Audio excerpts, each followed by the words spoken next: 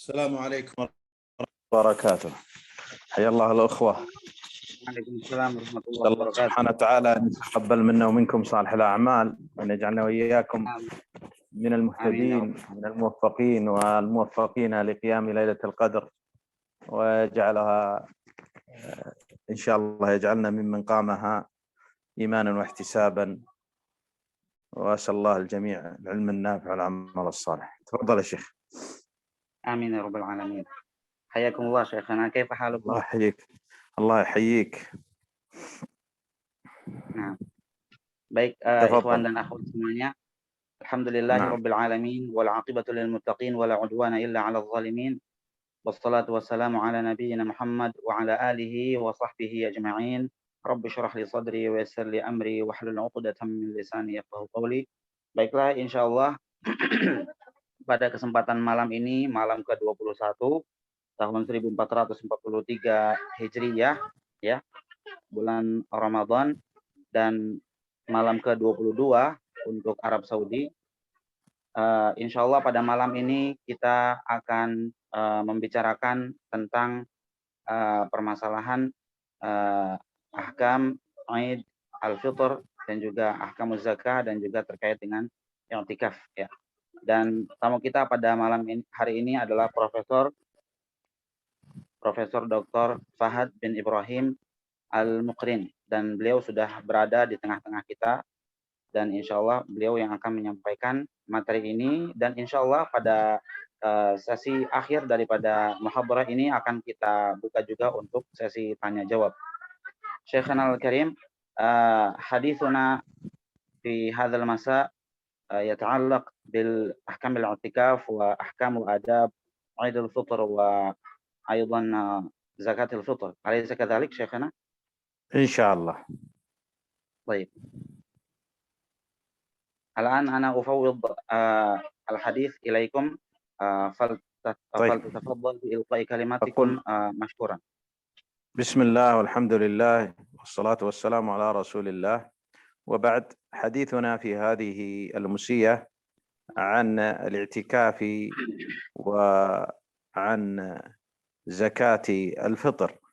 فأول استفتاحنا في الكلام عن عن الاعتكاف وما جاء فيه من الفضل.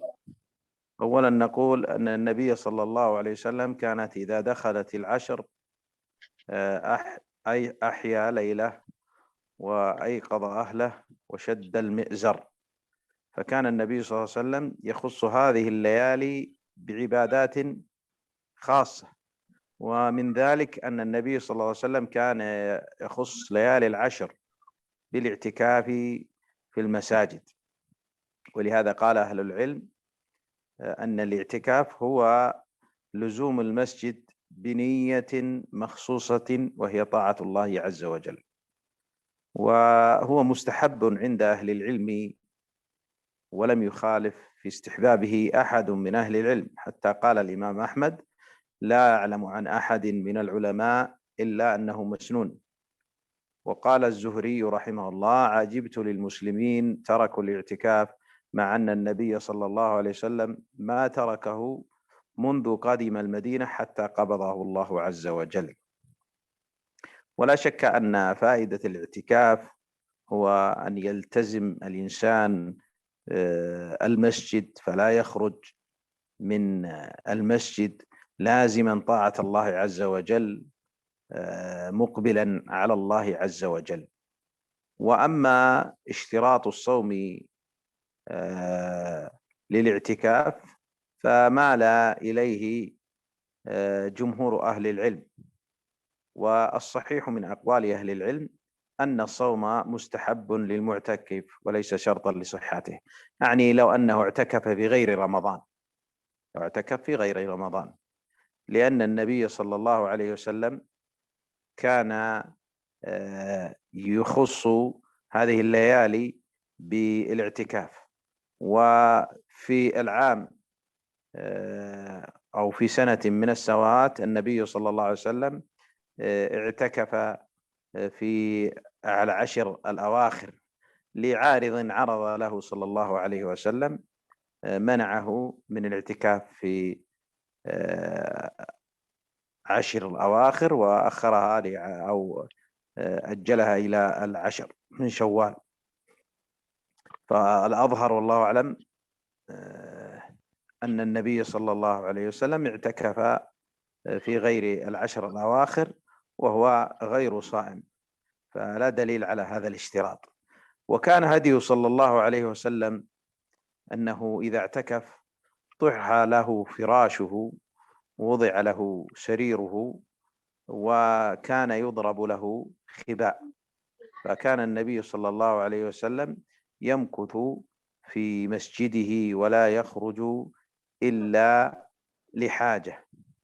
وكان صلى الله عليه وسلم يؤتى إليه بطعامه وشرابه في معتكفه، وكان صلى الله عليه وسلم يحافظ على نظافته وهو معتكف، إذ كان يخرج رأسه إلى حجرة عائشة رضي الله عنها لكي ترجل له شعر رأسه. وفي الحديث أنها كما في البخاري أنها كانت ترجل النبي صلى الله عليه وسلم وهي حائض وهو معتكف في المسجد وهو في حجرتها يناولها رأسه.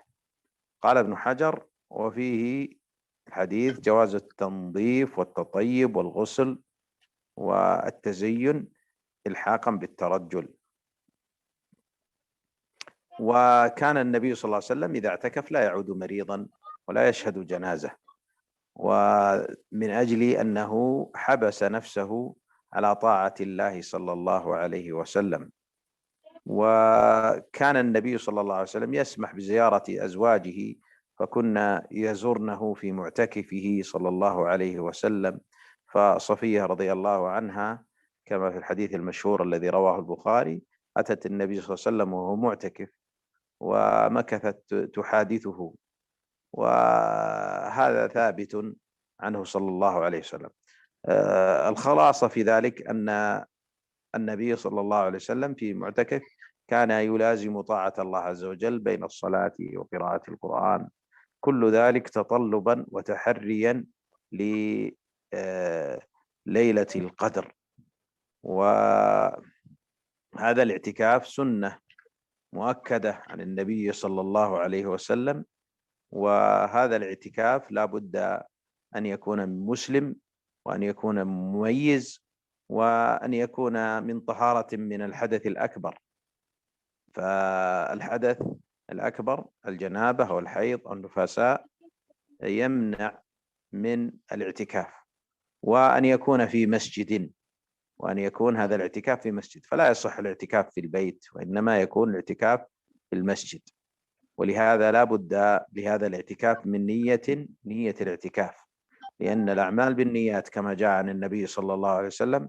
وكذلك يمكث في المسجد فلا يخرج كما ذكرنا إلا لحاجة. ومن آداب هذا الاعتكاف أن يشتغل الإنسان بطاعة الله عز وجل ولا يشتغل بحديث الدنيا أو بالبيع أو الشراء أو ما شاكل ذلك، فإن مقصود الاعتكاف أن يعود هذا الاعتكاف على صاحبه بالنفع والانتفاع وبالإقبال على الله عز وجل. نعم تفضل. أنا نسيت، معلش يا شيخ، أنا نسيت الترجمة. نعم. واصلت. تفضل لعلك كتبت إن شاء الله. نعم. بسم الله الرحمن الرحيم. Syakarallahu lakum syekhana. Di sini beliau membawakan yang pertama kali beliau bicarakan adalah terkait dengan i'tikaf, bahwa Rasulullah Shallallahu Alaihi Wasallam jika telah memasuki 10 hari terakhir pada bulan Ramadan, beliau ahya lailahu wa ayqadha ahlah wa syaddal mi'zar. Beliau menghidupkan malamnya dengan ibadah, membangunkan keluarganya dan juga mengencangkan sarungnya. Dan yang namanya i'tikaf itu adalah luzumul masjid biniyatin makhsusah wa hiya ibadatullah. Berdiam diri di dalam masjid dengan niat yang dikhususkan, yaitu untuk beribadah kepada Allah Subhanahu wa taala, dan hukumnya adalah masnun atau disunnahkan, ya. Al-Imam Az-Zuhri menyatakan bahwa saya merasa heran dengan kaum muslimin pada zaman beliau, karena banyak di antara kaum muslimin yang meninggalkan i'tikaf, padahal Rasulullah Shallallahu Alaihi Wasallam itu semenjak datang ke kota Madinah, beliau senantiasa melakukan i'tikaf hingga akhir hayatnya. Dan seorang yang melakukan i'tikaf itu hendaknya ia tidak keluar dari masjid kecuali untuk kebutuhan yang mendesak. Ya. Kemudian adapun berpuasa as-saum itu menurut jumhur ulama bahwa merupakan syarat daripada i'tikaf. Jadi orang yang i'tikaf itu disyaratkan dalam keadaan berpuasa. Ya, ini menurut jumhur ulama.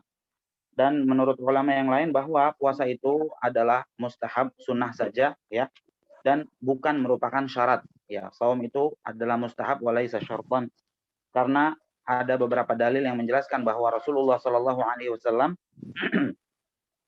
itu pernah melakukan i'tikaf, misalnya bukan pada bulan Ramadan, seperti misalnya pada bulan Syawal, ya, dan kondisi beliau saat itu tidak dalam keadaan berpuasa. Kemudian juga ketika beliau itu melakukan i'tikaf, beliau itu membawa tempat tidurnya. Kemudian juga dibangunkan untuk beliau seperti kemah kecil, ya, di dalam masjid, khibah atau khaimah kecil, ya. Kemudian beliau tidak keluar dari masjid kecuali untuk kebutuhan yang mendesak. Makanan beliau dibawakan oleh keluarga beliau di dalam kemah tersebut. Jadi beliau tidak keluar dari masjid. Kemudian beliau juga yuhafidhu ala nazafatihi, menjaga kebersihan diri beliau, ya. Dan juga suatu saat beliau Shallallahu Alaihi Wasallam pernah disisirkan rambutnya oleh Ibunda Aisyah radhiyallahu anha, padahal Ibunda Aisyah radhiyallahu anha saat itu sedang haid, ya. Ibunda Aisyah ada di dalam rumahnya dan Rasulullah ada di masjid, ya. Rasulullah Shallallahu Alaihi Wasallam memasukkan saja kepalanya ke dalam rumahnya tersebut karena rumah Rasulullah Shallallahu Alaihi Wasallam saat itu berada di samping masjid. Kepala beliau dimasukkan ke kamar Ibunda Aisyah radhiyallahu anha, lalu Ibunda Aisyah merapihkan rambut Rasulullah Shallallahu Alaihi Wasallam, ya, menyisir rambut beliau, ya. Sehingga dari sini Ibnu Hajar rahimahullah, Al-Hafidz Ibnu Hajar menyatakan bahwa disunahkan orang yang beriktikaf itu untuk membersihkan dirinya, untuk tazayyun, ya, menghias diri, ya, untuk menyisir rambutnya, ya. Karena Rasulullah Shallallahu Alaihi Wasallam melakukan hal tersebut selama beliau melakukan i'tikaf. Rasulullah Shallallahu Alaihi Wasallam jika beliau itu berada di tempat i'tikafnya, beliau tidak menghadiri jenazah atau pengurusan jenazah dan penguburan jenazah. Ya. Akan tetapi beliau mengizinkan sebagian dari istri-istri beliau untuk mengunjungi beliau di tempat i'tikafnya.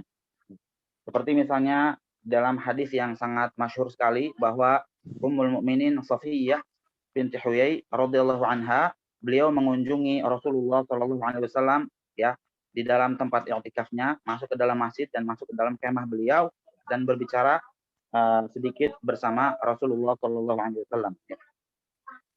Orang yang sedang beriktikaf tentunya dia harus betul-betul fokus dalam melakukan ibadah, ya, baik itu seperti sholat, qiraatul Quran, berzikir dan lain sebagainya, agar mendapatkan keutamaan Lailatul Qadar.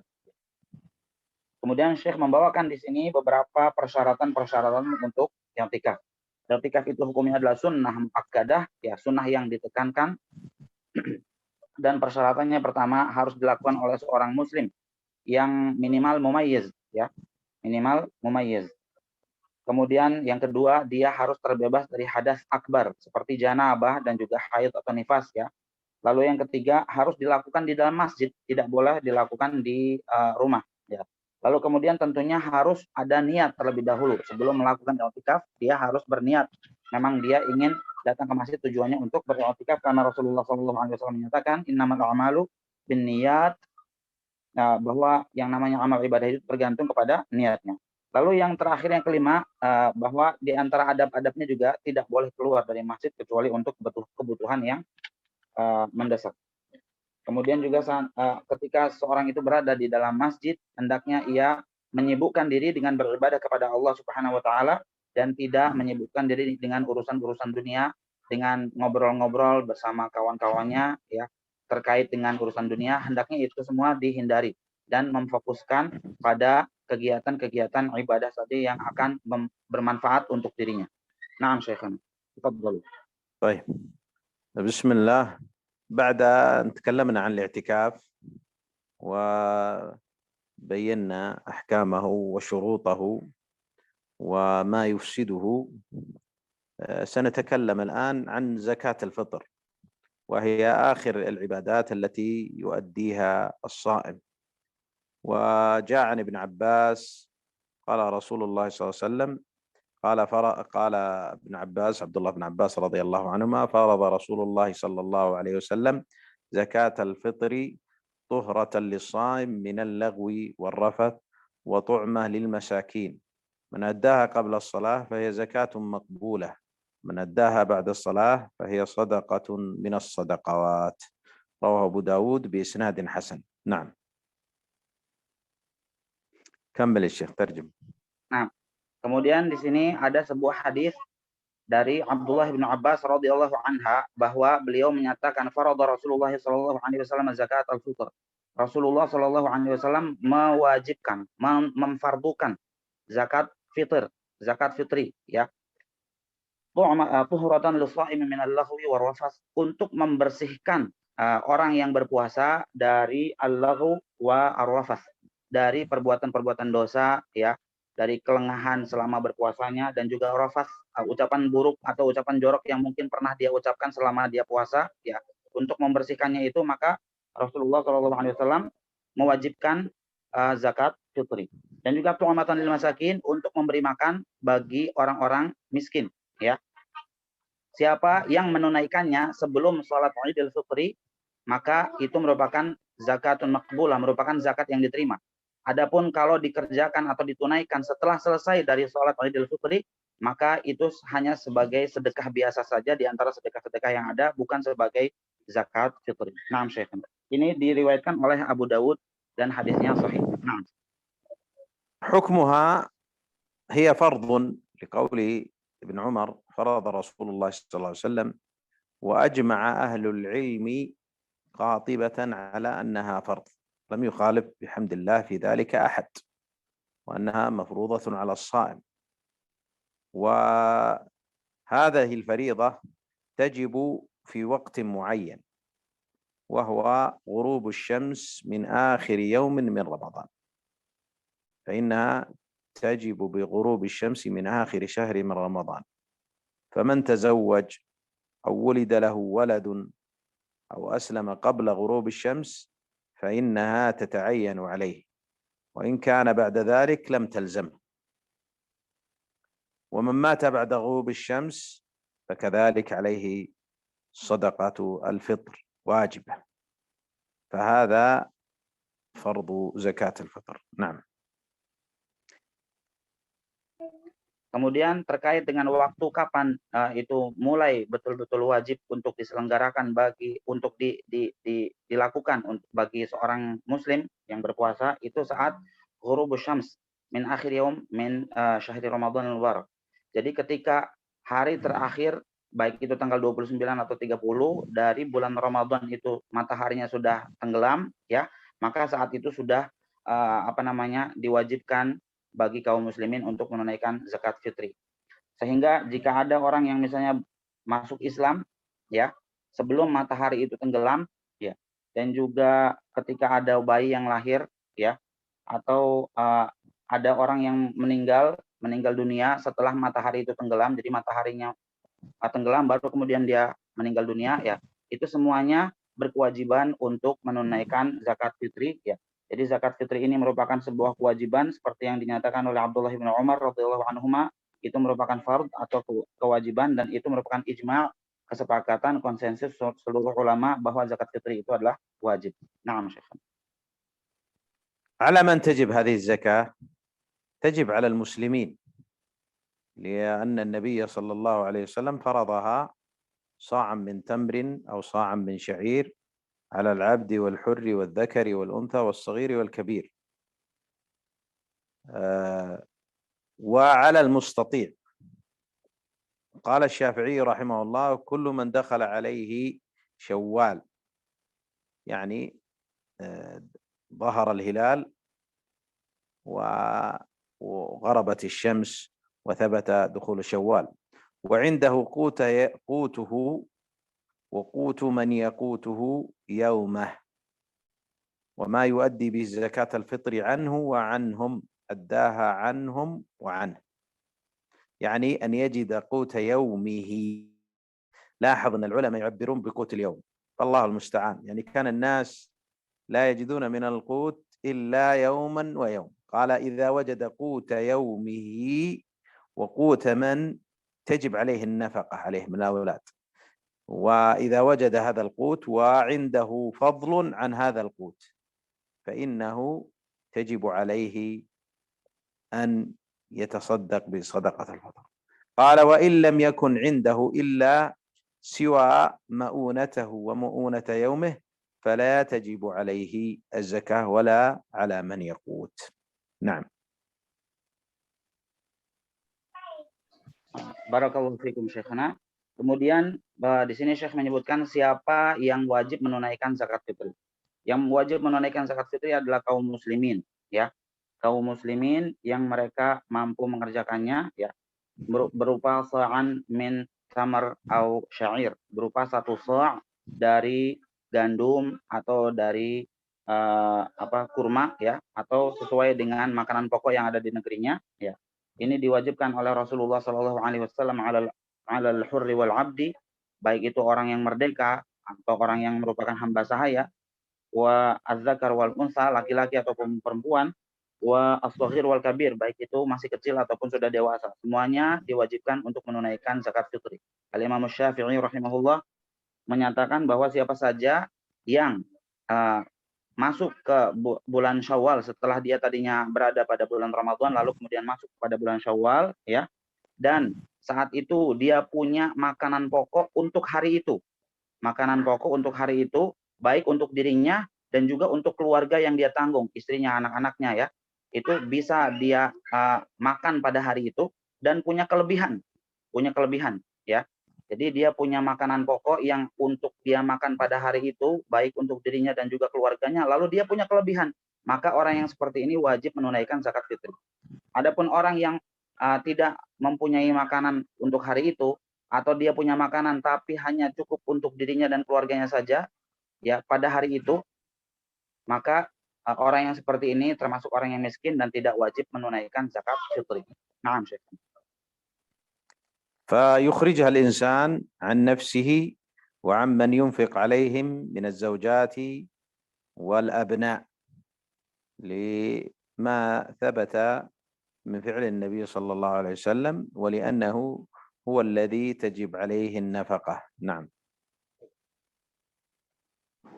Kemudian yang mengeluarkan zakat fitri ini adalah misalnya seorang suami, dia mengeluarkan zakat fitri untuk dirinya dan juga untuk orang-orang yang menjadi tanggungan dia, untuk orang-orang yang dia wajib menafkahinya.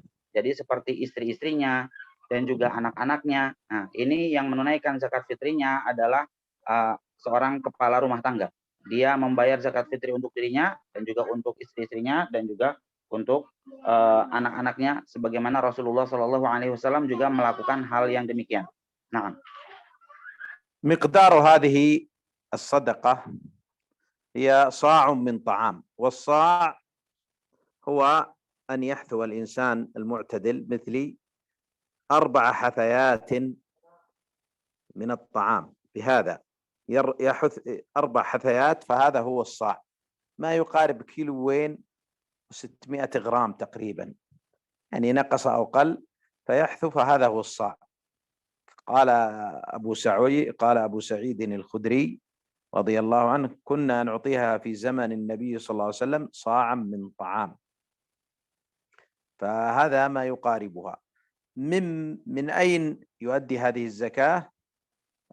جاء عن النبي صلى الله عليه وسلم كما في حديث ابن عمر أنه صاعا من تمر أو صاعا من شعير أو صاعا من بر أو من إقط أو من زبيب، فهذه هذه الأحاديث حديث ابن عمر وحديث أبو سعيد الخدري رضي الله عنه دل على أنها هذه الزكاة تكون من قوت البلد، يعني مما يقتاتون منه ويأكلونه.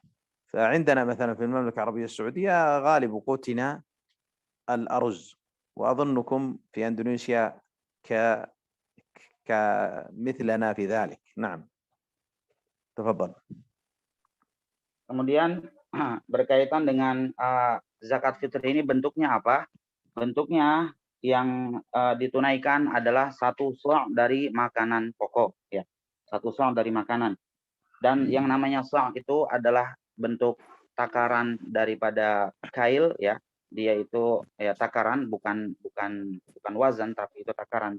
Syekh mencontohkan tadi 4 kali kita mengambil makanan pokok tersebut, misalnya beras atau gandum, ya, kita ambil dengan kedua tangan kita seperti ini sebanyak 4 kali, ya, maka itulah yang disebut dengan 1 sa' makanan, sekitar 2,6 kilogram, ya.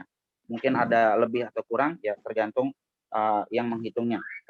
Kemudian hal tersebut dalilnya adalah dari Abu Sa'id Al-Khudri bahwa beliau menyatakan kami dahulu di zaman Rasulullah Shallallahu Alaihi Wasallam menunaikan zakat fitri itu sebanyak 1 sa' dari makanan kami. Lalu diterangkan berupa tamar, syair, bur, akid, dan juga zabib, ya. Bisa berupa kurma ataupun gandum, ya, ataupun juga zabib, yaitu apa namanya, kismis, ya, apa namanya, ya, anggur kering, ya. Nah, jadi kesimpulannya di sini adalah qutul balad, yaitu makanan pokok yang menjadi makanan bagi orang-orang yang ada di negerinya. Kalau untuk orang Arab Saudi misalnya, mereka itu kalau menunaikan zakat fitri itu bentuknya adalah beras, ya. Sama dengan di Indonesia. Di Indonesia juga ditunaikan dengan zakat beras. Naam Syekh. ولا بد من إخراجها طعاما. فالفتوى التي تقول بأنه يجوز إخراجها مالا هذه مخالفة للأحاديث الصحيحة. أولا أن النبي صلى الله عليه وسلم أمر بإخراجها طعاما، وهذه مخالفة صريحة لأمر النبي صلى الله عليه وسلم. ولأن إخراجها طعاما فيه ضار لهذه الشعيرة، يعني يتميز المسلمون بها حينما يأتون بالأطعمة ويجمعونها ويظهرون هذه الشعيرة، هي من شعائر الله. فالقول بأنها تخرج طعام هذا إخفاء لشعيرة من شعائر الله. ثم إن الذي أمر بإخراجها طعاما هو النبي صلى الله عليه وسلم، فكيف يتعدى على حق النبي صلى الله عليه وسلم؟ كما أن الأضحية شعيرة فكذلك زكاة الفطر. هذه الفتوى فتوى مخالفة للحديث الصحيح ولما فعله النبي صلى الله عليه وسلم والصحابة. نعم. Baik. Kemudian yang namanya zakat fitri atau zakat fitrah itu harus ditunaikan dalam bentuk makanan, tidak boleh ditunaikan dalam bentuk uang tunai atau harta, ya. Kenapa? Karena seperti itulah fatwa yang difatwakan oleh mayoritas para ulama, ya, tidak boleh dikeluarkan dalam bentuk uang atau harta, ya. Alasannya karena Nabi Muhammad SAW memang memerintahkan kaum muslimin untuk menunaikan zakat fitri dalam bentuk makanan, ya. Juga itu sebagai syairah min syairi al-Islam, ya, merupakan syiar agama Islam, ya. Sehingga kalau kita menunaikannya dengan uang, berarti pertama kita menyelisihi perintah Rasul Shallallahu Alaihi Wasallam, karena beliau memerintahkan ditunaikan dengan dalam bentuk makanan. Yang kedua itu akan menghilangkan syiar Islam, di mana kaum muslimin itu akan menunaikan dengan makanan. Kalau misalnya diganti dengan uang, maka itu syiarnya akan hilang, ya. Karena Nabi Muhammad SAW menunaikannya dengan makanan dan juga memerintahkan dengan seperti itu, ya. Sebagaimana hewan kurban pada Idul Adha itu orang-orang mengerjakan penyembelihan kurban itu dengan hewan kurban yang sudah ditentukan, nggak bisa diganti dengan uang, misalnya seperti itu, ya. Maka seperti itu pula dengan zakat fitri. Jadi zakat fitri ditunaikan dengan makanan, tidak bisa diganti dengan uang sebagaimana Idul Adha kaum muslimin juga menyembelih hewan kurban tidak bisa diganti dengan sedekah menggunakan uang. Naam, Syekh. نعم. ووقتها تؤدى قبل صلاة العيد حين يخرج إلى صلاة العيد. قال النبي صلى الله عليه وسلم أمر بها أن تؤدى قبل خروج الناس إلى الصلاة. هذا هو وقتها الفاضل. ويجوز تعجيل هذه الزكاة قبل يوم أو يومين، لأنه كان ابن عمر يعطي عن الصغير والكبير، وكان يأمر بإعطائها وبإخراجها قبل الفطر بيوم أو يومين، فدل ذلك على أنه يجوز أن تقدم هذه الزكاة، لكن الوقت الصحيح هو من غروب الشمس في آخر يوم من رمضان إلى قبل الصلاة، ولا يجوز أن يؤخرها بعد الصلاة، لأنه جاء في الحديث: من أداها قبل الصلاة فهي زكاة مقبولة، ومن أداها بعد الصلاة فهي صدقة من الصدقات، لا ينبغي للإنسان أن يخل بذلك. وإذا وكل الإنسان جمعية خيرية أو وكل إنسانا أن يخرج الزكاة فإنه بوكالته تبرأ هذه الذمة. نعم، تفضل. Kemudian berkaitan dengan waktunya, ya. Kapan zakat fitri ini ditunaikan? Beliau menjelaskan bahwa waktunya itu adalah sebelum orang-orang keluar untuk melakukan sholat Idul Fitri, ya. Dan boleh juga dipercepat pengeluarannya atau penunaian zakat fitri itu dipercepat 1 hari atau 2 hari sebelum Idul Fitri, itu juga dibolehkan. Sebagaimana diriwayatkan dari Abdullah bin Umar radhiyallahu anhuma bahwa beliau itu mengeluarkan zakat fitri untuk yang kecil dan juga untuk yang dewasa itu sehari atau 2 hari sebelum Idul Fitri tiba, sebelum 1 Syawal tiba, begitu ya. Jadi itu adalah waktu yang afdalnya dikeluarkan sebelum orang-orang melaksanakan sholat Idul Fitri. Adapun waktunya secara umum itu ketika matahari sudah tenggelam di sebelah barat pada akhir bulan Ramadan sampai orang-orang sebelum mengerjakan sampai beberapa detik atau beberapa menit sebelum orang mengerjakan sholat Idul Fitri. Adapun kalau ditunaikan setelah selesai dari sholat Idul Fitri maka itu tidak diperbolehkan. Karena Rasulullah SAW menyatakan, "Faman addaha qabla shalah fahiya zakatun maqbulah." Siapa yang menunaikan zakat fitri itu sebelum sholat Idul Fitri diselenggarakan, maka itu adalah zakat yang diterima. "Waman addaha ba'da shalah fahiya shadaqatun minas shadaqat."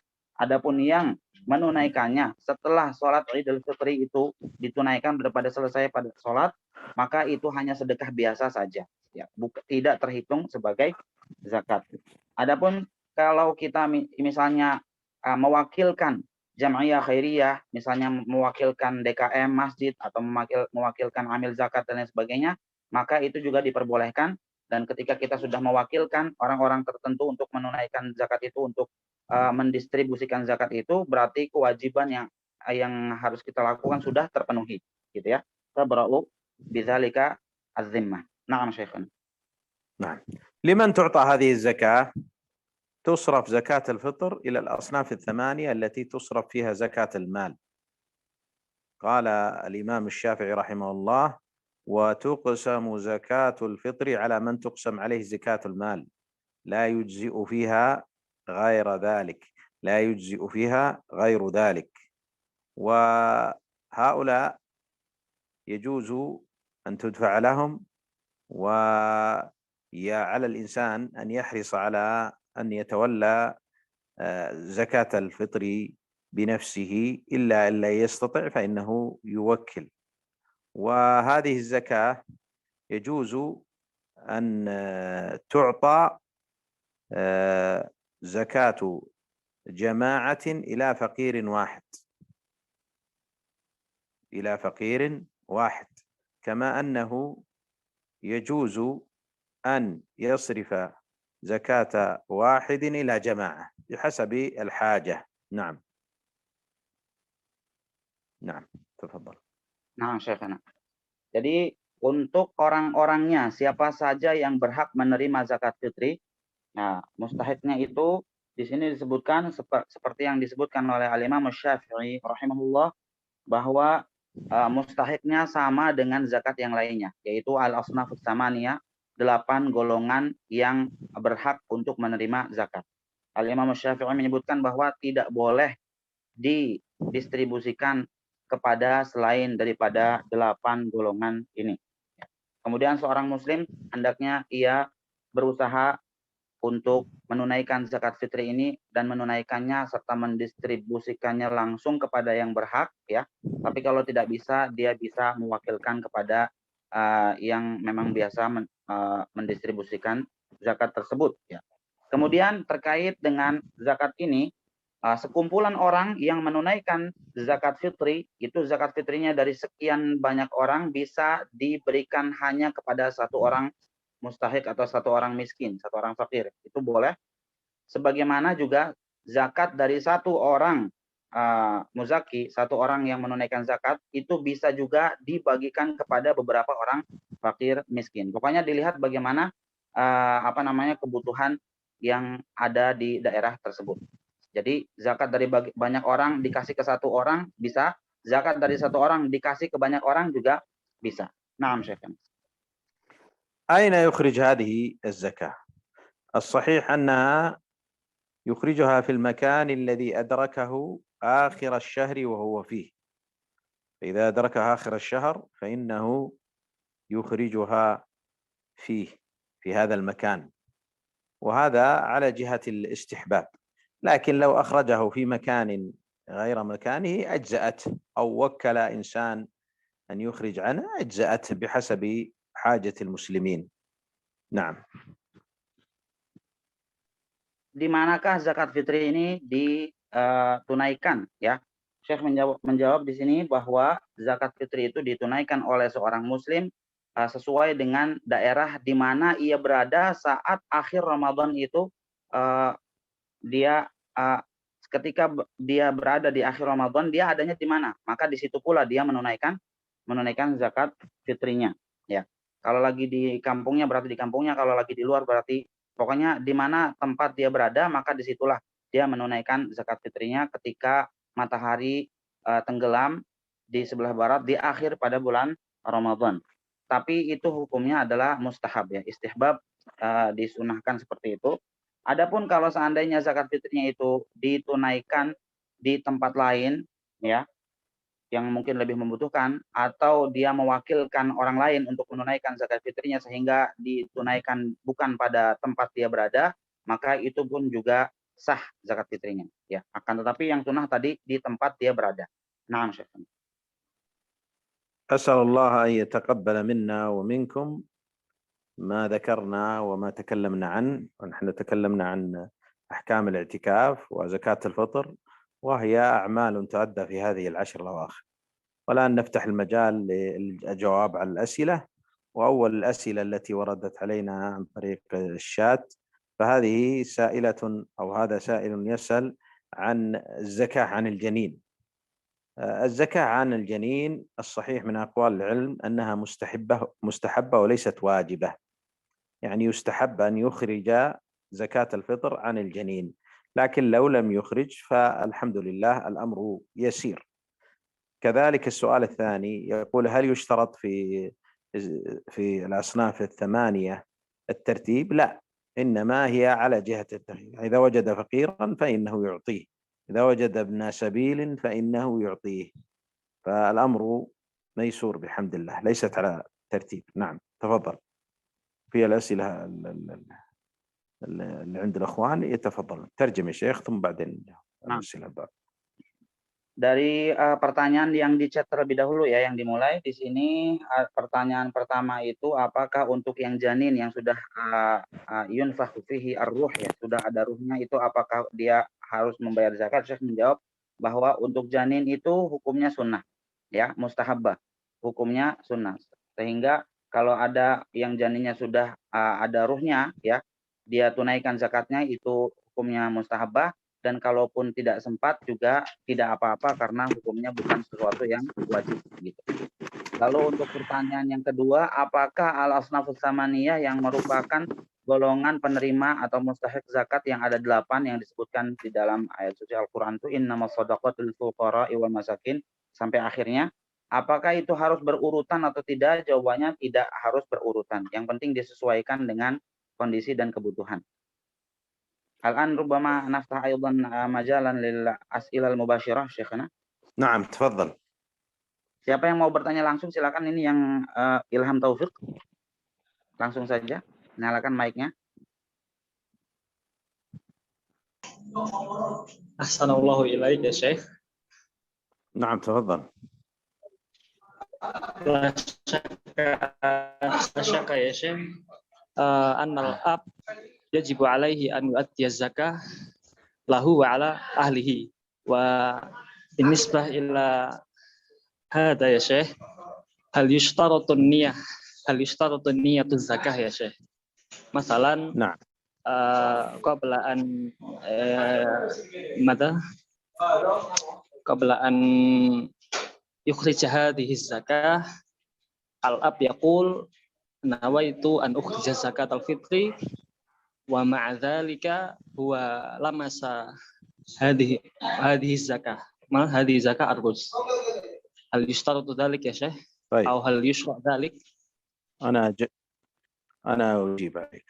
أولا أنا أعطيك قاعدة مقررة عند أهل العلم، وهي قاعدة عقلية شرعية في مسألة النية. النية هي العلم، علمك بما تفعل، هذه هي النية. ولو كلف الله العباد أن يعملوا عملا دون نية لكان كلفهم بما لا يطاق، كما قال الشيخ الإسلام ابن تيمية. فنيتك هي العلم بما تؤدي، فلا يحتاج أن تتلفظ بها وأن تقول نويت أن أزكي. النية هي العلم، علمك بما تفعل، خلاص هذه هي النية. ولم يكن يفعل النبي صلى الله عليه وسلم هذه الأعمال، ولم ينقل عن النبي صلى الله عليه وسلم أنه كان إذا أراد أن يصلي يقول نويت أن أصلي أو نويت أن أتصدق أو نويت، لأن النية هي العلم. فهذا هو. أما التلفظ بالنية فهذا من البدع التي أحدثها الذين جاءوا بعد عصر الصحابة والتابعين والتابعين لهم بإحسان، وهي من التنطع في الدين. والنبي صلى الله عليه وسلم يقول ألا هلك المتنطعون، فهي تنطع وتشدد. مجرد إعلامهم كذلك يعلمهم بأنه سيؤدي زكاة الفطر وهم يعلمون ذلك، أو تعودوا أن والدهم يزكي عنهم ويخرج الزكاة. ولو قال أحد الأبناء أني مثلا أنا مقتدر وأريد أن أخرج الزكاة فهذا أفضل عن نفسي، هذا لا بأس، لا يمنع من ذلك. لكن الناس يعني على حسب عادة البلد، كثير من الآباء فإنه يرى أنه هو الذي يخرج الزكاة عنهم، وهذا لا بأس فيه إذا كان فيه تطيب لخاطر الأب في إخراج زكاة الفطر عنهم. نعم، تفضل. Baik. Jadi di sini pertanyaannya itu terkait dengan apakah ketika orang yang mau membayar zakat itu dia harus memberitahukan orang-orang yang menjadi tanggungan dia untuk dizakati, apakah harus diberitahukan terlebih dahulu, dan apakah niatnya harus dilafalkan, ya, bahwa nawaitu an ukhrija az-zakat dan seterusnya gitu. Di sini Syekh mau menjawabnya seperti ini, membawakan sebuah kaidah bahwa kaidahnya ini adalah syar'iyyah wa aqliyah, sesuai dengan syariat dan juga logis gitu ya. Bahwa yang namanya niat itu adalah al-ilm. Niat itu adalah ilmu kita atau pengetahuan kita gitu ya. Al-ilmu bil amal gitu. Al-ilmu bima taf'ilmuka bima taf'al. Engkau mengetahui apa yang engkau lakukan. Oleh karenanya sebagian ulama menyatakan seandainya Allah Subhanahu wa taala itu membebankan kita, memberikan taklif, membebankan kita untuk melakukan amal tanpa niat, pastinya itu adalah sesuatu yang tidak bisa dilakukan oleh semua hamba-hamba Allah. Karena ketika hamba itu mau melakukan sesuatu, pasti dia sudah bertekad, berazam dalam hatinya mau melakukan hal itu gitu. Kalau disuruh untuk melakukan sesuatu yang tidak didahului niat, itu tentunya tidak akan bisa dilakukan, kecuali orangnya mungkin ngelindur atau apa gitu, mungkin bisa. Tapi kalau secara sadar, tidak mungkin orang itu melakukan sesuatu kecuali dia tahu apa yang akan dia lakukan.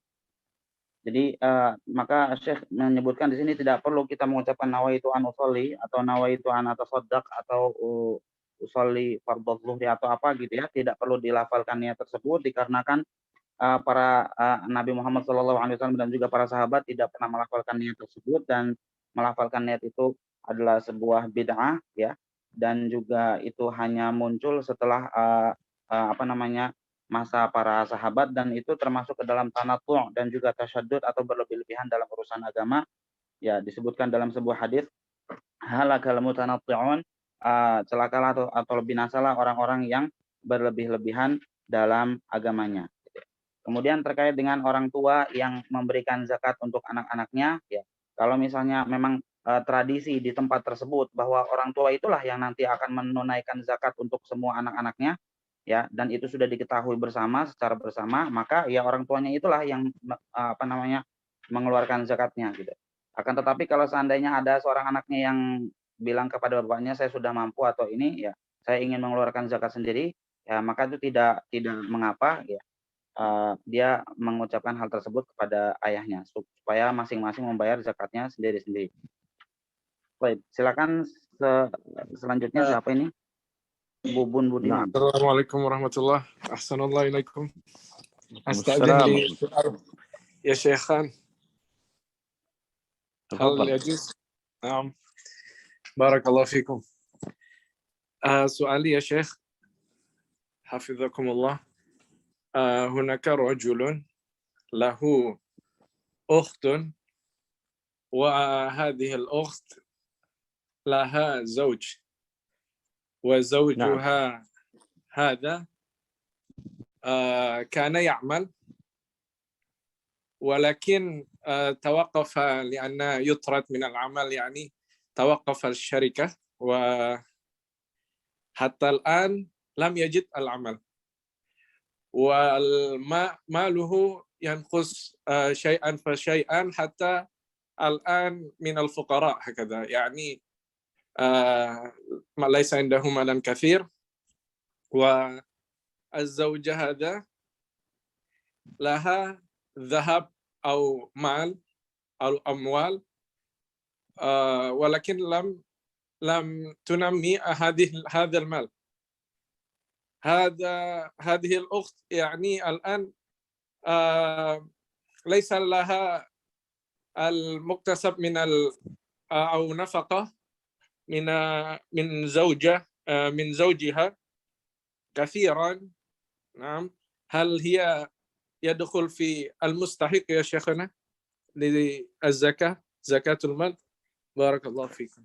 نعم، الحال إذا ذكرته عن زوج أختك فإنه مستحق لزكاة المال، ولا تجب على المرأة أن تنفق عنه، يعني لأنه هو الذي ينفق وهو الذي يواجب عليه النفقة، فيعطى من الزكاة في الحال الذي ذكرته. نعم. لو أخ من الأخت هذا، هل يجوز أن يعطي الأخت هذا للزكاة؟ لا، الأخت ما دام أنها تجد مال إنه لا يعطيها. تقول أنت عندها مال، عندها ذهب وعندها يعني مال خاص به، لكن يعطي الماء هذا الذهب. إيه نعم، هذا لها، لا، ولا يجب عليها أن تنفق على الزوج، وإنما يعطي زوج أخته وهو يتصرف فيها، عاد ينفقها عليها، هي لا تجب عليها أن تنفق على زوجها، لأن النفقة واجبة في حق الزوج. واضح؟ نعم واضح يا شيخنا، جزاكم الله خيرا.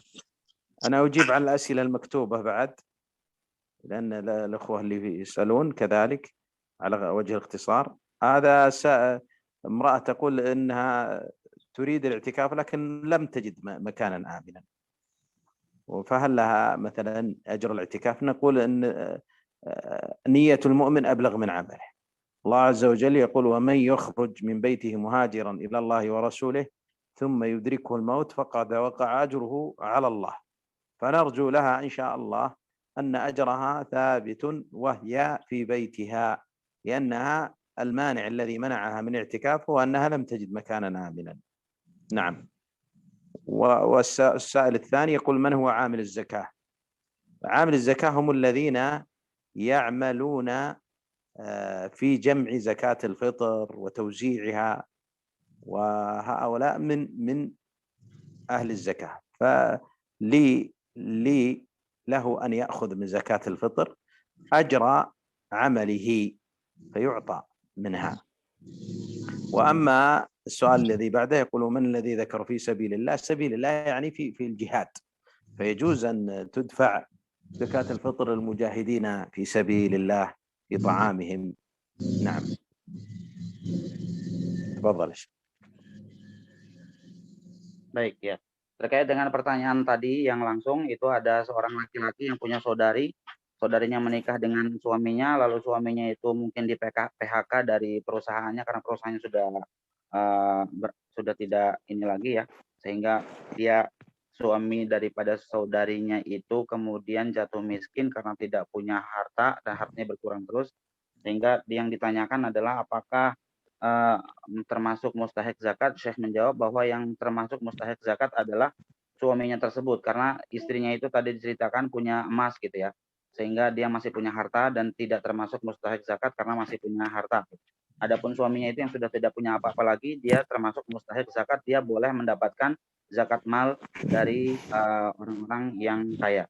Sehingga di sini adapun istrinya itu dia tidak diwajibkan untuk menafkahi suaminya gitu. Lalu berkaitan dengan pertanyaan yang dari salah seorang akhwat bahwa dia bertanya apakah dia ingin beriktikaf tapi tidak mendapatkan tempat yang aman untuk dirinya beriktikaf ya. Bagaimana caranya? Maka Syekh menjawab di sini ya sesuai dengan niatnya. Yang penting sudah berniat untuk melakukan i'tikaf tapi ternyata tidak mendapatkan tempat, sehingga beribadahlah dia di tempatnya, dan insya Allah Allah Subhanahu wa taala akan memberikan pahala sesuai dengan niat seseorang. Bagaimana Allah Subhanahu wa taala juga menyatakan bahwa orang yang keluar dari rumahnya untuk berhijrah lalu dia kemudian misalnya meninggal di tempatnya, meninggal di dalam perjalanan belum sampai ke tempat hijrahnya, maka faqad waqa'a ajruhu 'ala Allah, maka dia akan mendapatkan pahala dari Allah Subhanahu wa taala karena disesuaikan dengan bagaimana niatnya. Maka seorang wanita juga kalau dia sudah berusaha mencari tempat tapi ternyata tidak ditemukan tempat untuk yang aman bagi dia untuk melakukan i'tikaf, maka ya sudah, berarti di rumahnya saja ya, dia beribadah di rumahnya, insya Allah pahalanya pun juga akan Allah Subhanahu wa taala berikan karena dia sudah berusaha. Lalu terkait dengan amil zakat itu adalah orang-orang yang mengumpulkan zakat dari masyarakat lalu untuk didistribusikan kepada para mustahiknya. Lalu berkaitan dengan fisabilillah, maksudnya asnaf samaniyah itu kan salah satunya adalah fisabilillah, di jalan Allah, maksudnya adalah orang-orang yang berjihad. Orang-orang yang berjihad di jalan Allah Subhanahu wa taala, para mujahidin, mereka itu berhak untuk menerima zakat. Baik, di sini siapa lagi yang mau bertanya? Hal iqtaraba yani maw'idul iftar 'indakum syekhana? باقي معنا وقت باقي نص ساعة. شيخ فهد عندي سؤال يا شيخ. قلت آنفا يعني في مسألة الزكاة لابد بالقوت يعني ما رأيك؟ لأن في إندونيسيا رأينا بعض المساجد يعني العامل يقبل النقود من المزكي ثم بعد ذلك يشتري القوت ثم يوزع القوت. ما رأيك يا شيخ بالنسبة لهذا؟ هل هذا يجوز أو يعني مباح لنا؟ نعم يجوز، هذا يجوز هذا توكيل. هذا توكيل للزكاة، هذا وكلهم في الزكاة، يجوز هذا. يعني يعطي المال. إيه ما في مشكلة، هو يعطيه مالا لكن هذاك يخرجها زكاة طعاما. نعم واضح؟ واضح جدا ما شاء الله، بارك الله فيك يا شيخنا. وإياك. وهذا أسئلة في الشات يقول هل يجب تجديد النية على المعتكف إذا خرج من مسجد العذر؟ لا يجب عليه تجديد النية، لأن نيته هي علمه بأنه معتكف، هذا هو النية، فما يحتاج يجددها. وهذا يقول هل معلم القرآن يقال في سبيل الله إذا كان فقيرا، إذا كان فقيرا. أما صرف زكاة الفطر للدعوة فهذا ليس بصحيح ومخالف لما جاء عن الله تعالى وعن رسوله. نعم تفضل يا شيخ. Baik. Nah, di sini tadi ada salah satu ikhwah yang bertanya berkenaan dengan zakat yang diselenggarakan oleh misalnya DKM masjid, di mana kaum muslimin datang ke panitia zakat itu memberikan uang kepada mereka, lalu nanti panitia zakat itu yang mendistribusikan zakat kepada para mustahik dalam bentuk beras, dalam bentuk makanan. Apakah itu diperbolehkan? Syekh menjawab itu diperbolehkan karena itu adalah bentuknya taukil, ya.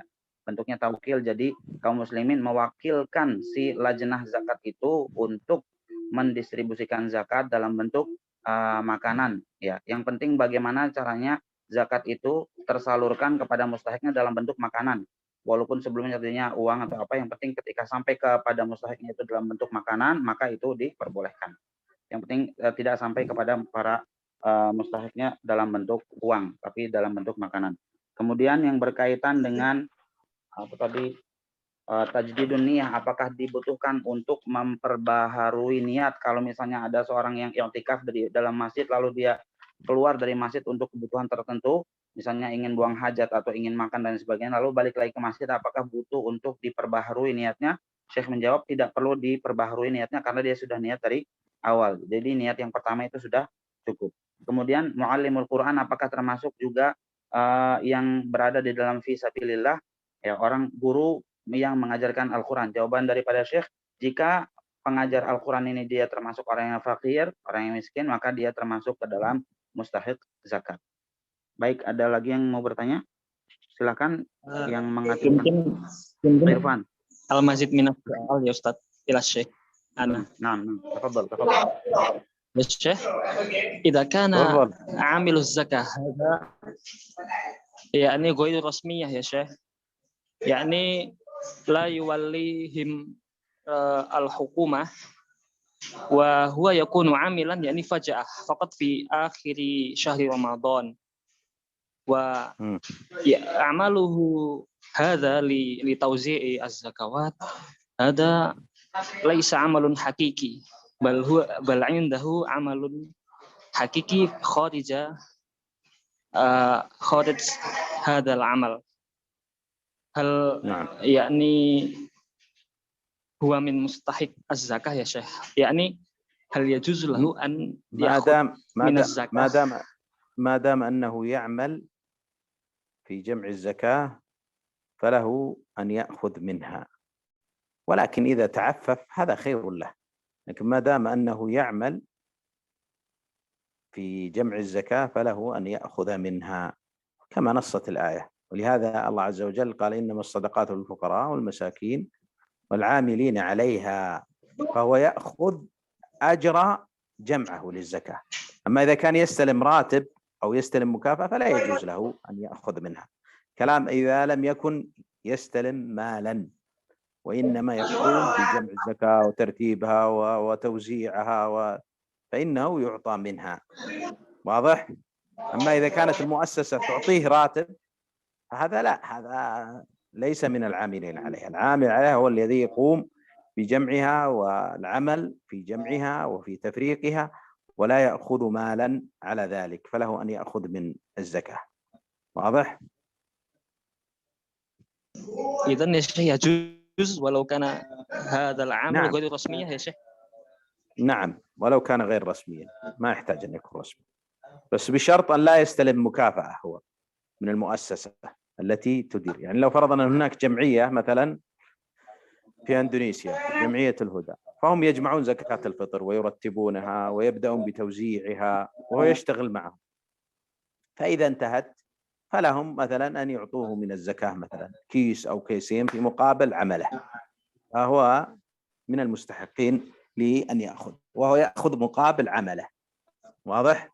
فهي من نفقة الزكاة، لأن الزكاة تحتاج. لو قلنا أن الزكاة ما يعطى العامل عليها كيف توزع؟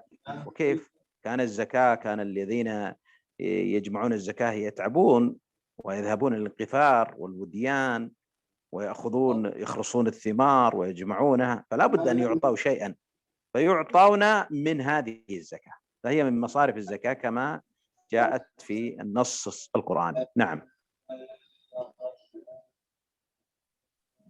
Baik, di sini saya terjemahkan yang bagian ini dulu ya. Tadi salah seorang ikhwan bertanya tentang amil zakat.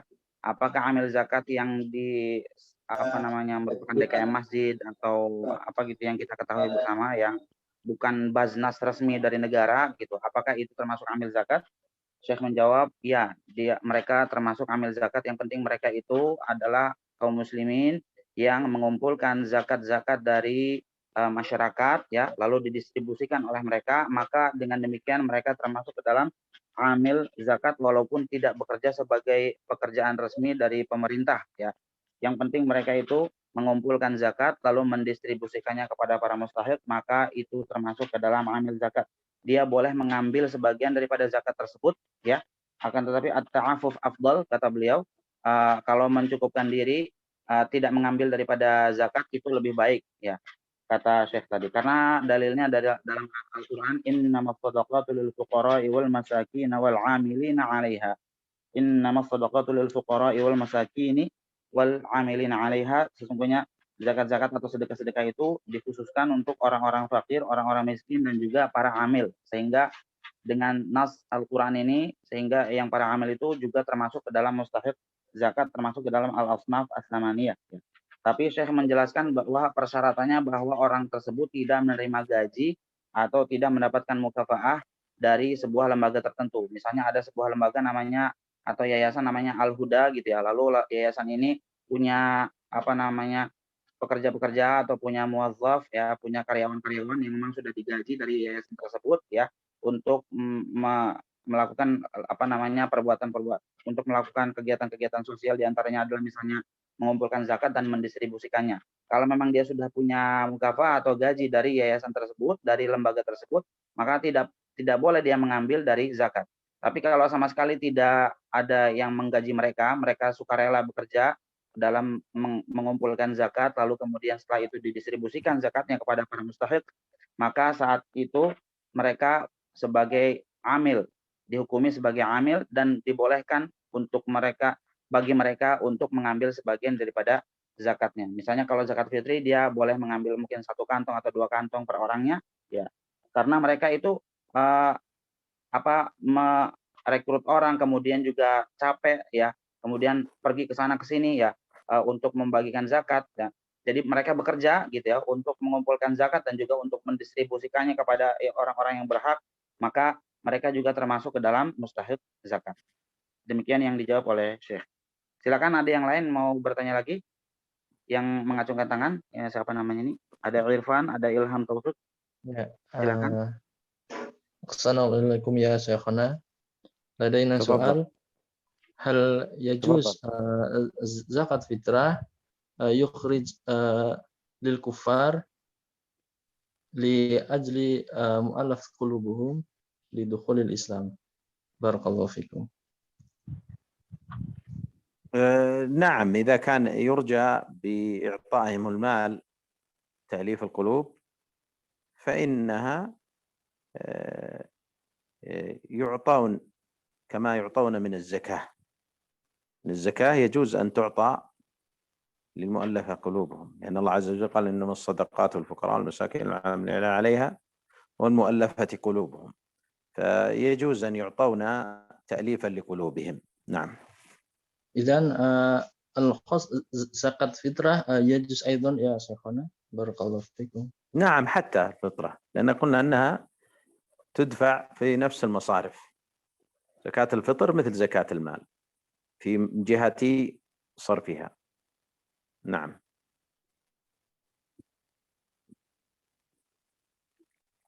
طيب، بارك الله فيكم. وآخر سؤال هذا شيخنا، يعني تفضل. إنسان يخرج زكاة الفطر مباشرة، هو أو يزكي زكاة الفطر مباشرة من دون عامل يدفعها إلى الفقراء والمساكين من دون واسطة عامل. أفضل، هذا الأفضل، هذا الأفضل، لأن يتولى هو الزكاة بنفسه.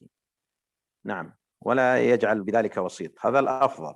نعم، والأفضل أن يعني يأتي بها للبيت ويريها الأولاد ويجعلهم يشاركون فيها، لأنها شعيرة، هي شعيرة، وهذا من تعظيم شعائر الله عز وجل عشان يتعرفون على الشعائر. ما الفرق بين زكاة الفطر وزكاة المال؟ ما الفرق بين الأضحية والمال؟ كلها شعائر. فتعظيم هذه الشعائر يغرس في نفوس الناس عظمة هذا الدين الإسلامي الذي يتميز عن غيره من الأديان بهذه الشعائر. نعم. Kemudian untuk pertanyaan setelahnya itu berkaitan dengan tadi ada ikhwah yang bertanya, apakah boleh zakat fitri itu diberikan kepada orang-orang kafir supaya mereka mau masuk Islam? Maka Syekh menjawab, ya dibolehkan kalau memang orang-orang kafir itu kita punya harapan dia akan masuk Islam ketika kita memberikan zakat kepada mereka. Ya. Karena orang-orang kafir itu termasuk juga ke dalam yang disebutkan di dalam ayat innamas shadaqatu lil fuqara'i wal masakini wal 'amilina 'alaiha wal mu'allafati qulubuhum, ya. Dan juga untuk orang-orang yang hatinya itu ingin dilembutkan supaya mereka mau masuk ke dalam ajaran agama Islam. Jadi sebagaimana mereka itu boleh diberikan zakat mal, maka boleh juga mereka itu diberikan zakat fitri atau zakat fitrah. Karena seperti yang disebutkan oleh Al-Imam Syafi'i bahwa zakat fitri itu sama seperti zakat-zakat yang lainnya, ya. Di mana penerimanya adalah al-asnaf as-samaniyah dan termasuk ke dalamnya al-mu'allafah qulubuhum. Kemudian untuk yang bertanya di chat tadi, ada yang bertanya apakah boleh saya itu menunaikan zakat fitrah ini langsung dikasih ke orang miskin, langsung dikasih ke fakir miskin, tanpa perantara panitia zakat, tanpa perantara amil. Syekh menjawab, itu afdol, itu lebih utama kalau diberikan langsung oleh orang yang muzakinya kepada mustahiknya.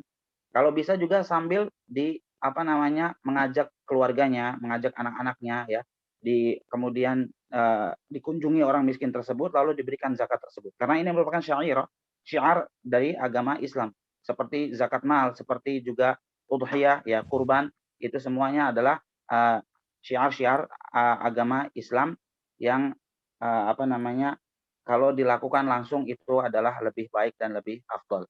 Nah, Syekhana, jazakumullah khairan. Ada lagi yang mau bertanya? Sudah tidak ada ya? Nah, بارك Syekhana. الله فيكم ونفع الله بكم ورزقنا Amin. القبول وتقبل الله منا ومنكم صالح الأعمال وعاد علينا وعليكم بالصحة والعافية سنوات عديدة وأزمنة مديدة وصلى الله Amin. وسلم على نبينا محمد. Jazakumullah khairan, Syekhana. Baik, Syekh sudah menutup acaranya dan karena beliau juga akan segera berbuka puasa, ya, maka saya di sini pamit dan undur diri. Terima kasih dan jazakumullahu khairan kepada ikhwah dan akhwat semuanya yang hadir, ya. Semoga Allah Subhanahu wa taala menjadikan kita termasuk hamba-hambanya yang mendapatkan kemuliaan Lailatul Qadar. Jazakumullahu khairan Syekhana, kataballahu ajrakum wa ja'ala ma qaddamtum fi mizan hasanatikum yawma la yanfa'u malun wala banun illa man atallaha biqalbin salim. Subhanakallahumma wa bihamdik asyhadu an la ilaha illa anta astaghfiruka wa atubu ilaik. Wassalamualaikum warahmatullahi wabarakatuh. Waalaikumsalam warahmatullahi wabarakatuh.